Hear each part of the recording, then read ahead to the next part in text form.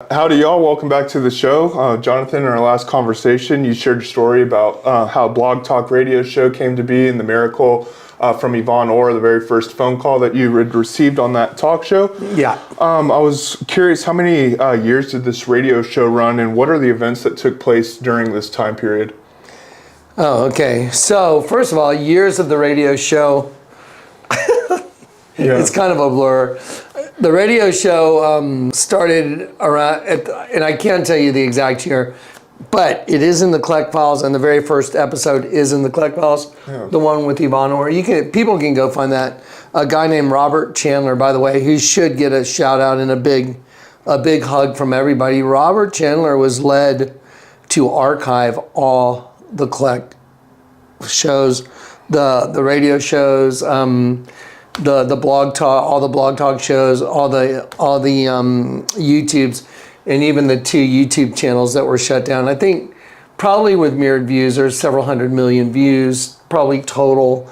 But in Robert Chandler, he archived all the videos, all the blog talk. So it's available on kleckfiles.com. Answer to the question is, I don't know how many years Blog Talk ran, but it ran concurrently with a lot of other stuff I was doing, like YouTube, was part of that came into being during all that, Justin TV, Blog Talk, and the radio. And then at a certain point, it was so much. I was doing so much, 2 hours a night, live, 3 times a week, I believe. I think that's what it was. I know it was at least twice a week. I think it was 3 times a week. And it was a 2-hour live program. So it was a whole lot of content, and I was also, in other platforms. So at a certain point, the Lord told me, okay, now just stick with YouTube. Yeah. But during those times, I think one of the most important things to just tell the audience is that's when the Lord was rolling out all these super crazy miracles, and I wasn't. I mean, I don't know how to put this. Okay, so I'm talking to you, you, anyone. I'm talking to anyone. Okay, if you got saved and then you're exhibiting a supernatural ability to see, and I had drawn in the hieroglyph of Akhenaten and Nefertiti, and it was beyond the human brain what I was able to do. That I heard the Lord tell me, I want you to blow that hieroglyph up into a poster. It was in National Geographic. And then I heard the Lord tell me to build a light board like you would put x-rays on in a doctor's office. They used to take the x-rays and stick them up on these big light boards and read your x-rays. So I heard the Lord tell me to do that, and I did what he said, and I blew up a poster of Akhenaten and Nefertiti out of National Geographic. I put it on this giant light board, and then the Lord just took hold of me. So the Spirit of the Lord took hold of me and just started drawing in on a clear plastic layover the images that were hidden in all the watermarks and the shadows. And I thought for a minute maybe I'd lost it or something. I was like, why in the world am I okay, I know I heard the Lord say do this, but this is so weird. And so I did what he said. I built the light board. I blew up the poster. I got clear plastic layovers. And as I stood there and said, okay, what are we doing?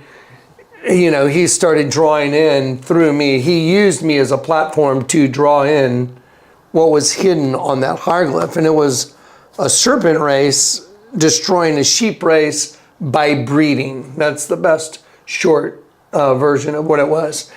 And so, when I saw him do that and use me to do it, that's when I was like, oh my gosh, this is so crazy. And it started having a common denominator. Not only was the hieroglyph this ancient Egyptian hidden agenda of a serpent race of beings that are hidden inside a host body, because the serpent person is hidden inside like a human, and they're breeding with a human, and then they're having a hybrid human. Well, the serpent is killing the sheep inside the head of the children, and that's crazy because that ended up being what was being manifest to me. Like someone, I think So I'm going to tell you guys a couple testimonies, if that's all right. That'd be awesome. About people drawing pictures of me Yeah. with the exact same agenda. Now, here's the thing. This is super important. We're going to have to jump back to the past for a minute. Back before I got saved, I had an art gallery downtown in Southtown, and there was a guy named Marcel, and he was from Guatemala, and he came up one day and just offered me a piece of wood that he had drawn a caricature of me on. And so he drew this caricature of me, and he had fangs on me because I had vampire sunglasses down there.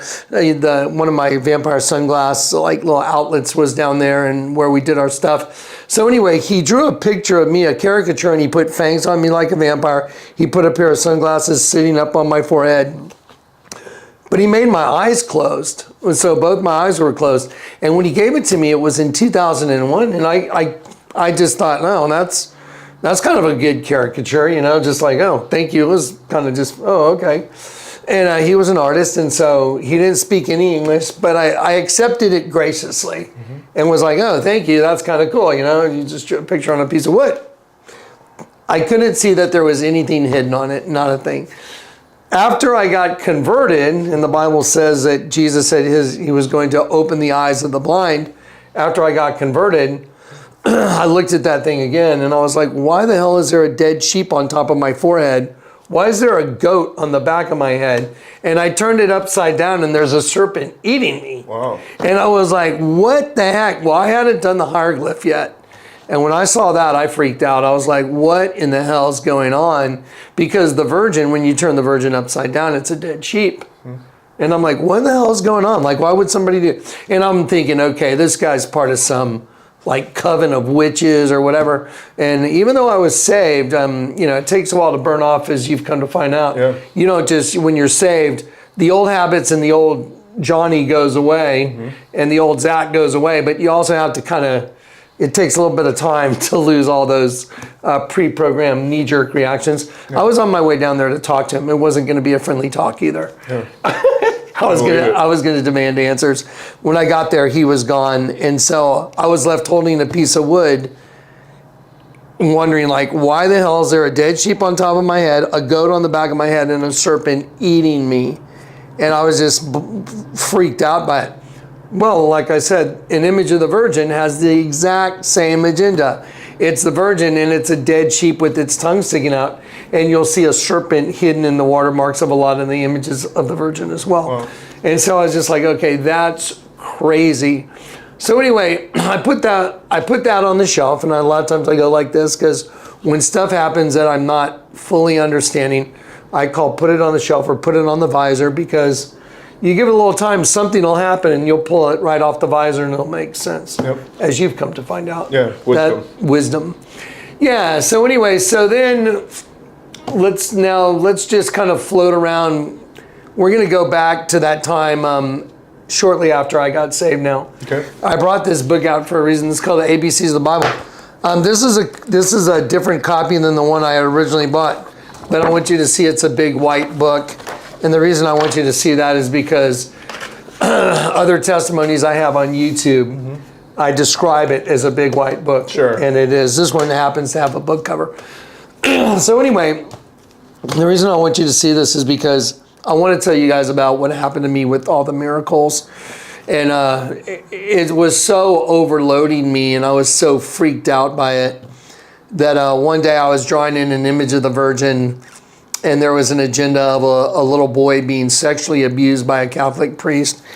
And I have shown you that one. Yeah. And I freaked out. I was like, I lost it. I was like, what the F? And there's a lot of F-bombs going on. And I was like, what is this? What is this? And I was yelling at the ceiling. I knew the Lord was there. I'm like, what is going on? Why are you showing me this? Who am I to you that you would show me this? And because I'm like, why would the Lord show me a little boy being sexually abused and hidden in images of the Virgin and all this, and sheep being destroyed and all that stuff? And I freaked out. So anyway, this book right here, the ABCs of the Bible, I had a copy of this in my apartment, and this was after I'd gotten saved. And when I started yelling I mean, literally freaking out because I couldn't understand. And I heard the Lord tell me, open this book. Now, here's the thing. One day, I was led to go into a bookstore, and it was a used bookstore called Half Price Books. Okay. And I was like, what am I even doing here? Like, I don't go to used bookstores. So once I was in the store, I had to kind of like, okay, why am I even in the store? And so I walked around, I went upstairs, and it had a section that had religious stuff. And that's, yeah, now I remember I was like looking at like maybe a religious book or two, like trying to figure out some of the stuff that was going on. And I saw this book, it's called The ABCs of the Bible, and it's mainly artwork. So I bought it and I took it home and it just sat there. And at the point that I freaked out, after I was drawing in the image of that one virgin, I yelled at God and I said, who am I and why would you show me all this stuff? And who am I to you that you, the Lord, would show me of all people all this stuff? And when I opened up the book, it said the meaning of names right there. You mind if I read it real quick? Please. So it says, so now just take a moment and imagine that you've been converted. You're seeing stuff that you can't understand completely. There's children being sexually abused. There's serpents eating sheep. There's people dying. It's like, it's hidden in the shadows. Okay, well that's pretty freaking disturbing. And so when I lost it, I screamed. I said, "Who am I? Why are you showing this to me?" And I opened up this book and it said, "The meaning of names." So when I was like, I'm going to read this real quick. It says, the ancient Israelites believed that names had mystical powers and that in many ways reflected the character and destiny of a person. Usually a baby was named at birth, although by New Testament times, parents of sons probably waited until the time of circumcision. 8 days later, either the mother or the father selected the name, often with the advice of relatives and neighbors. Many names incorporated one of God's appellations, showing the parents' devotion and trust in God. For instance, Jonathan means Yahweh has given. Wow. Yeah, and that's when I knew. When I read that, after yelling, and I mean I was yelling, I was freaking out because there was a kid being sexually abused in an image of the Virgin. That's a lot to take in. Yeah, and I was like, nah! And when he showed me this, I was like, okay, I work for Yahweh then. That now you're showing me, obviously I work for you, you're Yahweh, and I work for you, and you're using me to give information, and I was able to understand then. And at that point, once I understood that, then he started using me to do bigger and other type miracles, some of which you've gotten to see. One of the first ones was I was at a coffee shop called Jim's. Do you mind if I just go into them? Yeah, please do. Yeah. So I was at Jim's coffee shop, and I used to go there and drink coffee in the mornings. And a waiter walked by, and he walked by me. His name was Mark. He's just kind of a good old boy, you know, a little older than me. And he walked by, and I heard the Lord say, "Get up and lay hands on Mark." Oh. And I was just sitting there drinking coffee, and I hear, "Get up and lay hands on Mark." And I'm like, lay hands on Mark for what?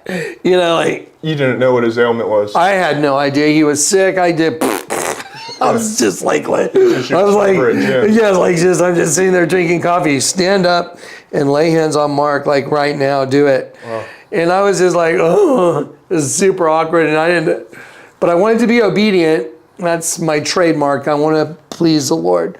And so Mark had walked by me. I heard the Lord say that. So I got up and I started following Mark, and Mark was walking towards, you know how the waiters have their own little waiter station? Oh, yeah. Where the tea and the refills and all that are. So Zach's worked in the food industry. Yeah, I'm very familiar. Yeah, so you have your waiter station. So I stalked him over to the waiter station, and he got there, and his back was to me, and he was getting a new thing of tea, you know, a pitcher. And I was standing there, and he turns around, and you can imagine, so you're a waiter, if someone was standing right behind you and you turn around, and they're standing right there, you'd be like, ugh. Yeah, definitely awkward. Could I help you? Not necessarily welcome. Yeah. That's exactly the way to put it. You're not necessarily welcome there. And so Mark turned around, and I'm standing right there, and he goes, hey, John, how's it going? You know, like very awkward. And I looked at him and I said, Mark, I'm so sorry. I just have to do this. And he was like, and he was much bigger than I, so, but it was an awkward moment. He looked at me like, what? And I said, I need to pray over you, Mark.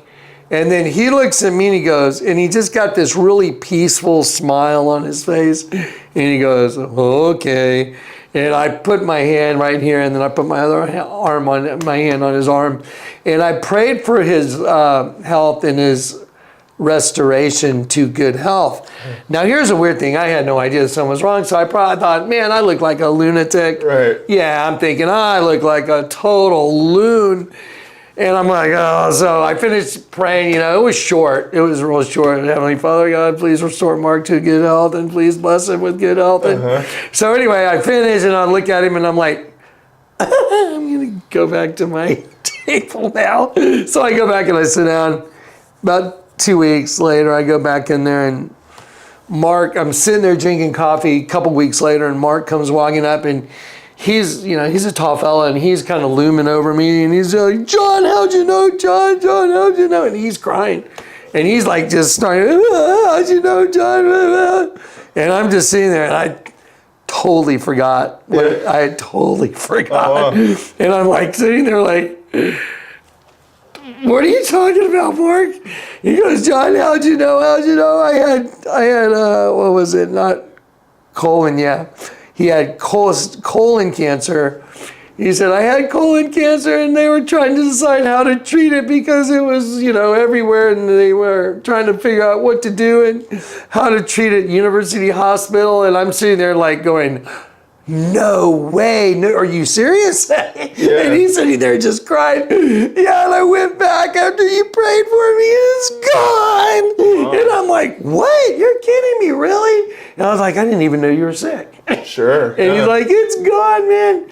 And so, yeah, and I actually, I saw one of the waitresses just a couple weeks ago at the grocery store. And this was almost 20 years ago. And she said he just recently died from cirrhosis of the liver. Oh. But anyway, so the laying on of hands on Mark without knowing he was sick, and he was, he was scared. And that was one. And then it was off to the races. Then after that. So that's already a whole list of miracles from those other interviews we did. Do you have more miracles that you would like to add on to it? So there's a couple that I think are so cool that I think they should be part of the record. If you want to hop into a couple of those. One was so I never cast out a demon, but the Bible says, these signs will accompany those that believe on my name. They'll lay hands on the sick and they'll recover. They'll cast out demons. Now, again, it doesn't mean that you have to do that to believe on the name of the Lord, but those that the Lord sends out as his messengers, he makes sure that he empowers them and he gives them his credentials. That's why when he sent out the disciples 2 by 2, they were given the same power that he had to lay hands on the sick and cast out demons and those type of things. So anyway, so I was starting to find out that this was real for sure. And I was on my way to file some paperwork at the San Antonio courthouse, and I was in a Ford Explorer, I believe, and I had a way to get to the courthouse, but I didn't want to go down there and find parking and all the just stuff. Anyway, so I was on a street called McCullough, and I saw this bus coming, and I was familiar with the bus system, and so I went, oh, I know that bus. It goes straight to the courthouse. So when I saw it coming, I pulled over in Almas Park by Panchitos, and I pulled over and I got out of my vehicle and I got right there at the bus stop, and when the bus stopped, I got on the bus, paid the fare, and I went and I sat down in the very first row. Now there's a bench. When you walk on the bus, there's a bench to the right and to the left, and your back is to the window. 3 people can sit, 1, 2, 3, and then there's the first bench that faces forward, and there's a little wall right there. Okay, well, I sat right there on the right side of the bus, like if the driver's over there, I'm over here, and I'm in the very first bench facing the front. And when I sat down there was a lady right in front of me. So right here is the side of the lady's head, right here. And she's looking this because her head is to the back of the window, and I'm facing looking out the front window. And so I'm looking at her and I'm noticing just how clean she looked. I noticed she was really put together. The word is kempt, K-E-M-P-T, kempt. She was very well kempt, and she was just looked so together. And I noticed it, and I was just like, wow, she looks so together. She's just like really nice. She had this sundress and it was folded over and her hair was real nice. And she just looked really clean and nice. And and I'm sitting there looking at her and she has a soda, Coca-Cola, and she starts rocking and she puts the soda up to her mouth like this and she starts going, and I'm looking at her like, what the heck? And the soda is drizzling down her chin and it's going in that sundress that's folded over. It's like the dress is folded and it's running down on her boobs and now it's hitting the dress and it's kind of opening it up and her bra is just taking the brunt of this Coca-Cola just going on her chest. And I just thought, oh wow, look how nice and clean she looks. And now all of a sudden she's got Coke just drizzling down going, and she's just making this like laughing noise like the devil. And she's going, and now, so she's going this way in front of me. And then she goes, how is your trouble? How is your struggle with Jesus Christ? And I'm like, so she's talking that direction towards, the other bench. And I'm just watching the side of her head going like, what? And she goes, how is your struggle with Jesus Christ? And I'm thinking, who the hell is she talking to? Because there's no one over there. And then she rocks back, how is your struggle with Jesus Christ? And she starts coming towards me. And then she jumps up and she goes, how is your struggle with Jesus? And she's coming over the freaking wall, the little, retainer. And she's coming over at me. And I'm like, ah! And I put my hand on her shoulder. I think it was like the third time, she's like, how is your struggle with Jesus Christ? How is your struggle with Jesus? How is your struggle? I'm like, ah! And I put my hand on her shoulder. Yeah. And then I say, peace be still. And I'm like, what? I was like, who said? I'm like, did I just say peace be still? And I got my hand on her shoulder. And she's frozen. And I'm thinking, who said peace be still? That had to be me.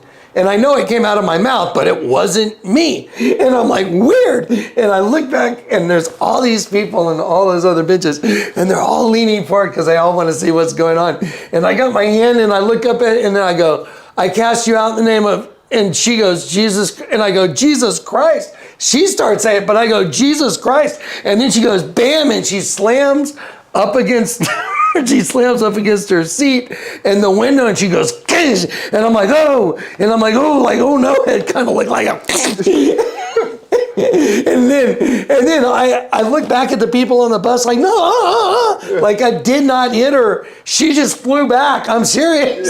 And she goes, Kish! And I'm like, and then I look back at them and then the bus stops and I'm like, ah, and then I look up because now the bus stops and then I look up and she's standing right here and I'm like,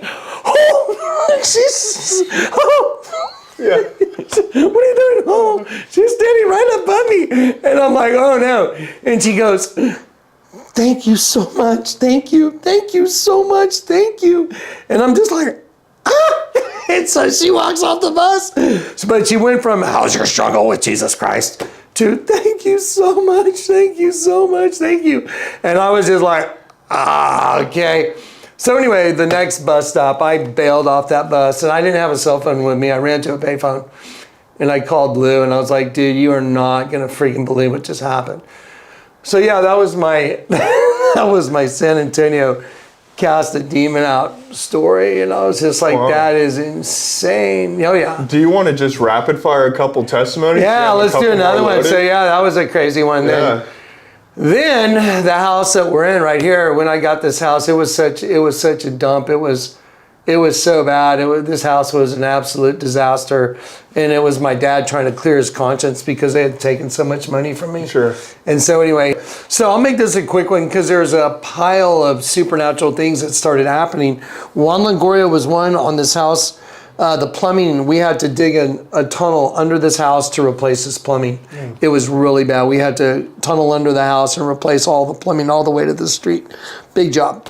Anyway, Juan Longoria was over here, and he was sitting out front, and he was having a bad day because for the third time, the pipes that he had glued together had fallen apart. And I was like, Juan, I was like, listen, I'm going to go in there. I'm going to glue them myself, because he couldn't read. He was illiterate. He never went to school, and he couldn't read, and he didn't know that. And he was working for his brother, had a plumbing company, and he didn't know that once you clean the pipe and applied the glue, it had to be done within basically a minute of that time. And he would sit around talking for 10 minutes. Oh, wow. Well, you know, like, oh, here, let me put that. And so anyway, so his pipes fell apart several times. So he was out in front of this house, and he was just really depressed. And I walked out there. I'm like, don't worry about it. Most people, if it was your house, you would have freaked out. Most people would have freaked out. Oh, I'm sure. And I was being really chill about it. I was like, you know what, don't worry about it, dude. I'm going to glue the pipes. Let's just get under there. And he was like, you know, I got all these problems. He had one eye that was glazed over. And he just kind of decided to spill his guts to me one day because of the plumbing issues. He got, man, I got all this. My brother's upset. And he had girl problems, like wife stuff. And he was just kind of pouring out his heart. And he goes, yeah. And he goes, and on top of it, I'm blind in this eye. I can't see nothing out of my one eye. And then right then he goes, he says, I feel like the Lord's God may be trying to tell me something because of all the problems I'm having. And I said, and then I started buzzing, and I went, well, maybe he is trying to tell you something. And then I just started buzzing, and then he mentioned his eye again, and I said, hey, Juan, look, I'm going to lay hands on you. And this guy's a gangbanger from Mexico. We're talking, you know, coke dealer, and he was telling me about his past, and it wasn't good. I mean, we're talking hardcore. And so I said, I'm going to lay hands on you, Juan. And he went, like, he physically, like, you know, and I was like, no, dude, I'm going to pray over you. I'm going to lay hands on you. And I said, and the Lord's going to heal your eye. And I was like, did I just really say, I thought to myself, did I really just tell him that the Lord's going to heal his eye? It's a bold claim. Yeah, it's a big claim to say it right then. And so anyway, he says, he's like, okay, he bows his head. And then I prayed, and just like I did with Mark, I put one hand on him, and I prayed for the restoration of his sight in his eye. And then he lifts up his head, and I looked at him right after I prayed, and I went, don't worry, it'll come. And I went, what? I just told the guy, don't worry, it'll come, like with such confidence. I'm like, don't worry, it'll come. Like it's going to happen for sure. Yeah. And I'm like, oh my gosh, Johnny, like, dude. But I said it with just total authority. I said, don't worry, it'll come.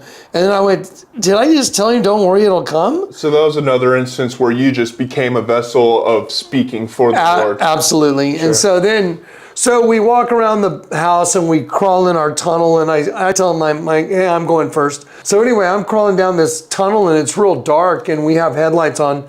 And as I'm crawling through, I hear this guy behind me going, hey, dog. And I'm like, yeah, Juan, it's like really tight quarters. And I can't really turn around and look in a tunnel that's only as wide as your body. Right. And I'm like, yeah, what's up? He goes, hey, dog. And I'm like, and it's all wet, we're crawling on our hands and knees through muddy water and clay. And he goes, hey, dog. And I'm like, yeah, what's up? He goes, you're not going to believe this, dog. And he covers his good eye, and he goes, I can read. I can see the pipe right there. I can see the lettering on the pipe.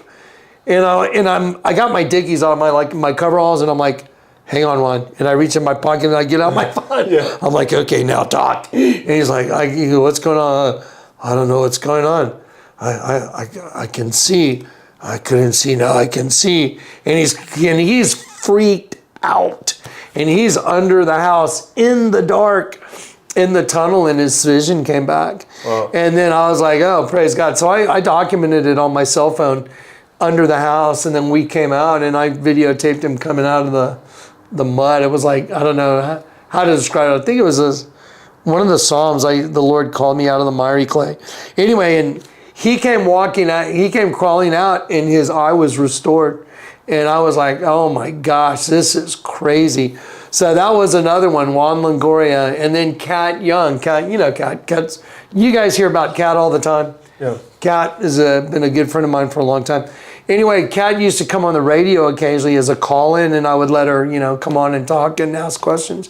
And one time she had contacted me, I forgot, maybe on the phone or whatever, and they were going to come to San Antonio. Her and her son wanted to come to San Antonio and just get together and meet. And they run on a very tight budget, and something happened where they had kind of a windfall financially, and her husband was able to miss work, and she wanted him to come with her. And I said, yeah, absolutely.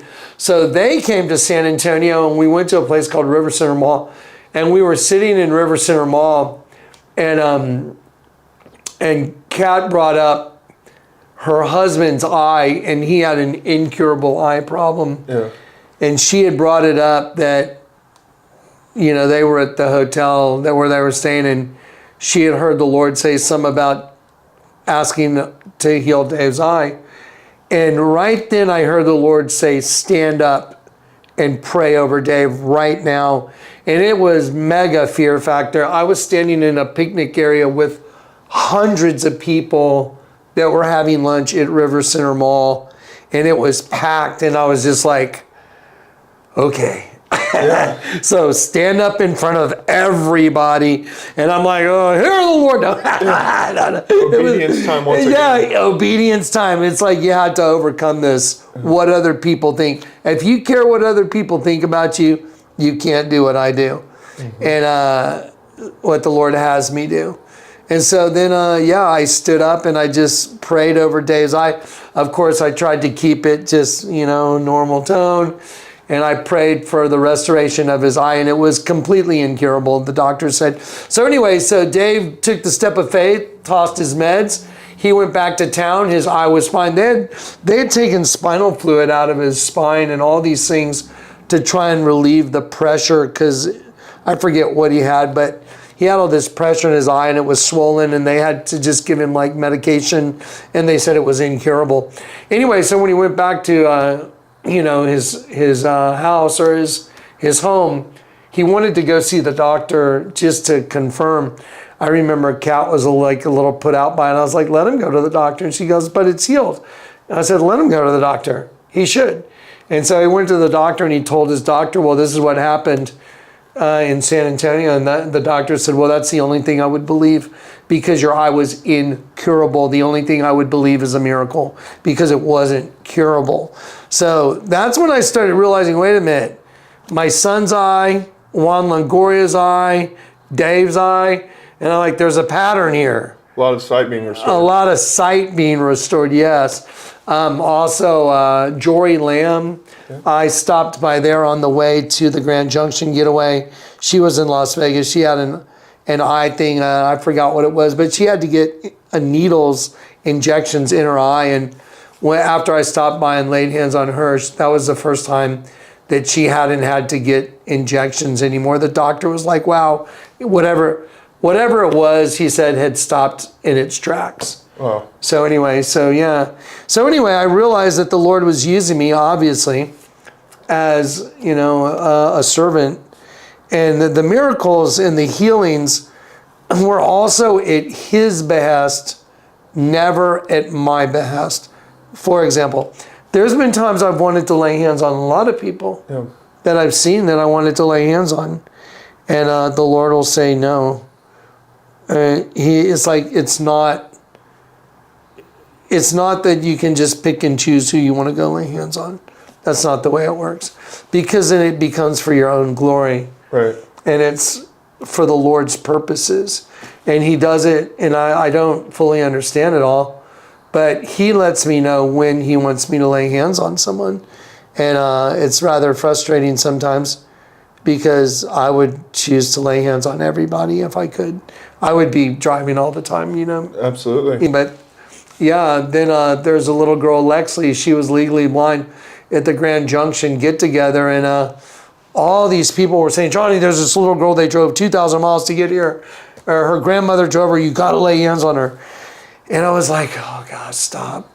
I was like, guys, stop. That's not the way it works. And then another person, Johnny, there's this little girl. She's legally blind. She's here. You need to lay hands on her. And the pressure, I'm just like, okay, guys, and this is at the Grand Junction. Get together. And someone had just told me that for like the third or fourth time. And I was starting to get real anxious, like, okay, stop, please just stop. And someone just told me that. And then I turned around to kind of walk away. And I turned around and I almost walked over this little girl. And she's standing there looking up at me with these big, thick lenses, like, and I look down at her and I go, hey, who are you? And she goes, I'm Lexi. And I was like, what's going on? And she was with her grandmother. That was the person everyone was talking about. And the Lord made it happen right then. Because I kept saying, look, if the Lord wants it to happen, he'll make it happen. And right then I turn around and almost walk over. Yeah. Wow. And I'm like, hey. And then it's her. And so sure enough, I said, you know what, let's all hold hands. So I held hands with her grandmother and prayed for her restoration. And I told her, Lexi, I don't know what's going to happen, but I guarantee you something's going to happen, because I wouldn't be buzzing this hard, and the Lord wouldn't have me doing this unless he planned on doing something for you. And I said, so don't put God in a box. It may not happen how you think, but just wait. And so I prayed over her, and then I heard from her grandmother. The grandmother had some ailment as well. She said the prayer with her granddaughter also healed her leg or something. She had some problem that was with her leg, and it was well right away. And then Lexi's vision went to almost perfect, almost like wow. From like 20/30 or something. Anyway, they contacted other people that were contacting me saying her vision's like almost normal. So yeah, and I was like, wow, so he's given me the ability over and over again to do miraculous, laying on of hands type things. Do you have any more you want to throw out there? What about the whispering? Oh, that was Brandon. Oh my gosh. Yeah, so Brandon's dad was dying of cancer. I think he had cancer or something. He was at home, and Brandon kept telling me, Johnny, I want to get you over. And I said, Brandon, the Lord's told me that I can go over to your dad's house. And Brandon was trying to get me over there, but the mom and the family was trying to keep me away, I think. I don't know. I'm not sure on that. But it didn't work out. And then the dad went into a coma. And he was in a coma, and Brandon called me up. So I think at that point, they were willing just to let me come over now. Sure. And so the Lord told me, when you go over there, I want you to whisper into his dad's ear, because I live, you will live also. And everyone will know that he heard you. And I'm like, I was just like, what? And so I was like, okay. So I called Brandon up and I said, Brandon, here's what I heard the Lord say. So I went over there, and and let's just be honest. I mean, I've been the only white guy at an all-black karate dojo, and there is a difference if you're the only white person and it's all black people, and it is a difference if you're the only black person and everybody else is white. There is a reality, and it feels a little bit different. Yep. So I went over to Brandon's house, and I walked in the door, and there was a whole bunch of family members, and everybody's black, which is fine. I'm one of my best friends for most of my life has been black. And I walked in the door, but I was the kind of, the oddball walking in the door, right? And so I walk in the door, and everybody kind of looks at me, and then hi, I'm Forrest Gump. And I'm going to go down this hallway where Brandon's dad is in the bedroom in a coma.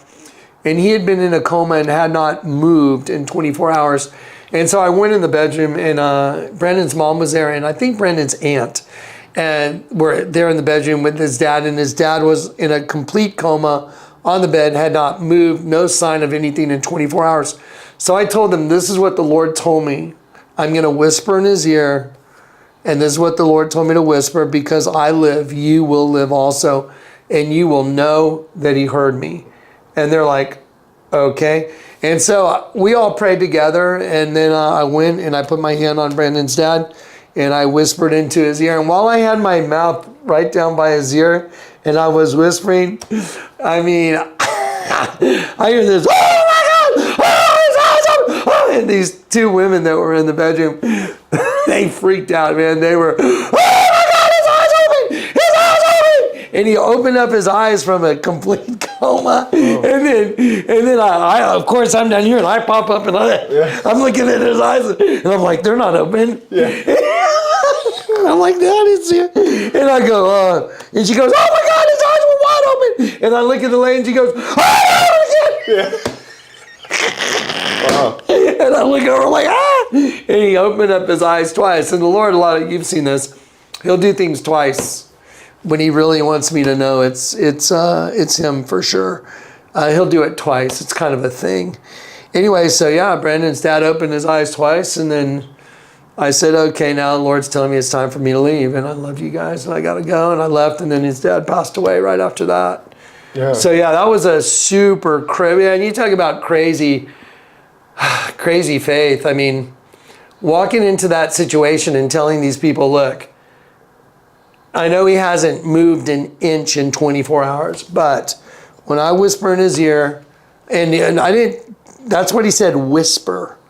Don't talk loud, whisper.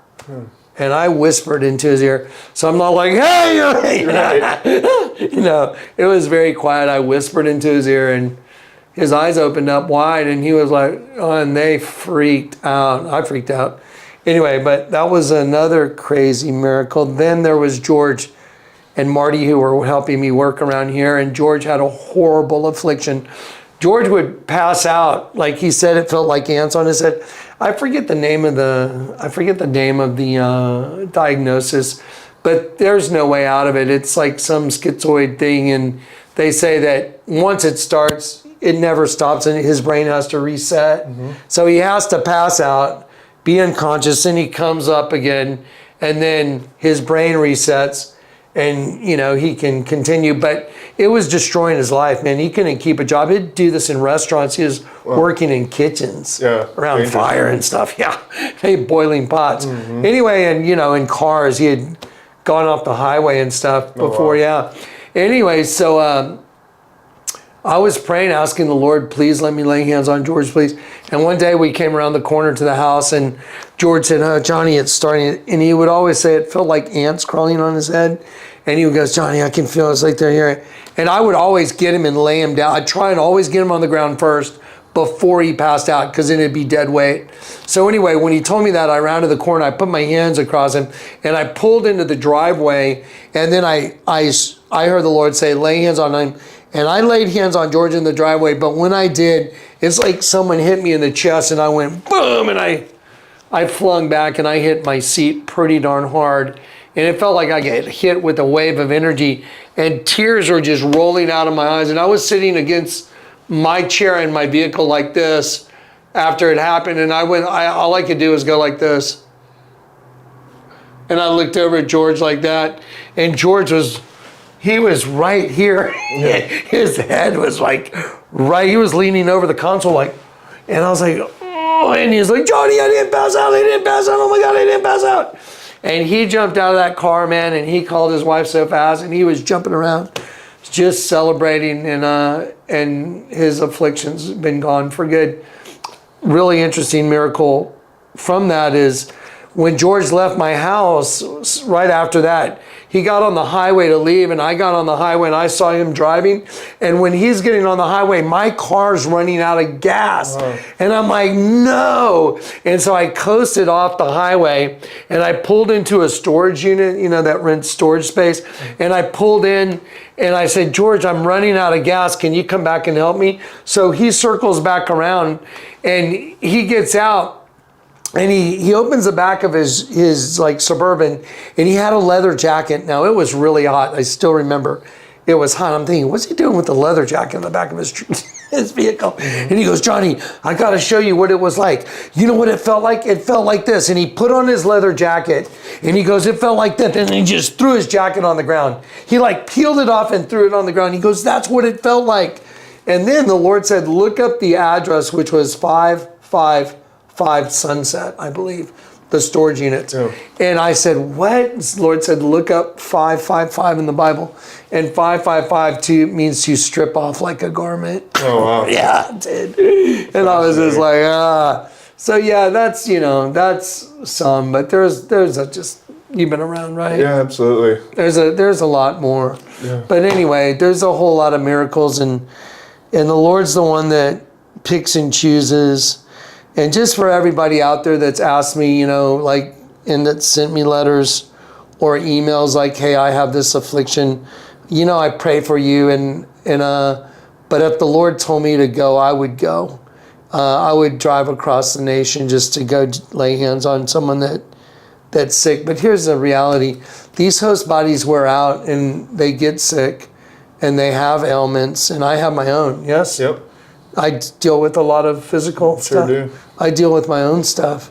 Anyway, and the Lord kind of keeps me there. Yeah. Yeah, the Lord kind of keeps me smushed pretty good. I'm still got that thing on. Yeah, hopefully that'll be off in the next couple of days. But anyway, sometimes those ailments are your biggest blessings. So don't overlook it. Sometimes it's just like his way of making sure you stay close to him, and you don't really realize that. I didn't realize that, but in a lot of times that's what he's doing for you. He's doing it to help you. So just for the record. Yeah, well, thank you so much for sharing, Johnny. I appreciate it. Anything to leave off with? Yeah, guys, I think we're getting real close. I did a part 2 of this video today with the drone stuff, and it all goes back to the beginning of the ministry. So just keep looking up, keep trusting, keep believing, and never think that the Lord's abandoned you, because if you've received him, he's there to stay. All right? Yeah. Well, thank you so much, Johnny. Thank you all for tuning in and checking out these interviews. Really appreciate you guys. And we'll see you guys next time. We'll be back at it.